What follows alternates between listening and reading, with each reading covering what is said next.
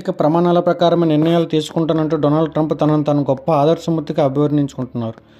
ఆయన మాటలకు చేతలకు పొంతనుండదన్నది జగమెరగని సత్యం.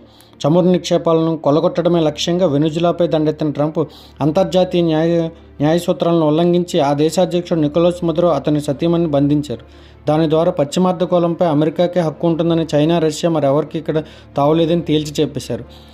తనకు నోబెల్ బహుమతి ఎందుకు ఇవ్వరంటూ ప్రశ్నిస్తున్న ట్రంప్ సరైన ఆధారాలు లేకుండా అణ్వాయుధాలు ఉన్నాయనేసి ఇరాన్పై నిరుడు బాంబుల వర్షం కురిపించారు. వాతావరణ మార్పులు బూటకమంటూ ప్యారిస్ ఒప్పందాన్ని కాలదన్న ట్రంప్ 66 అంతర్జాతీయ సంస్థల కూటములను ఒడంబడికల నుంచి అగ్రరాజ్యం తాజాగా వెనక్కి తెచ్చారు.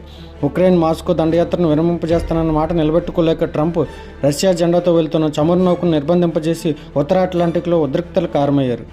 మాస్కో నుంచి ఎవరు చమురు కొన్నా సహించబోమని పళ్ళు కొరుకుతున్నారు. ఈ విషయంలో తనను సంతోషింపబట్టకపోతే ఇండియాపై సుంకాల మోత పెంచుతామని హెచ్చరిస్తున్నారు. రష్యా నుంచి చమురు తెచ్చుకునే దేశాలపై 500% టారిఫ్లు విధించేందుకు ఉద్దేశించిన బిల్లును ట్రంప్ సమ్మతి తెలపడం విస్మరింపజేసిందని చెప్పవచ్చు. స్వతహాగా వ్యాపారవేత్త అయిన ట్రంప్ ప్రపంచం ఏమైపోయినా తమ ఆర్థిక ప్రయోజనాలు ముఖ్యమైనట్లు ప్రవర్తిస్తున్న ట్రంప్ పోకడలు అంతిమంగా అమెరికాకే నష్టం చేస్తాయని చెప్పవచ్చు.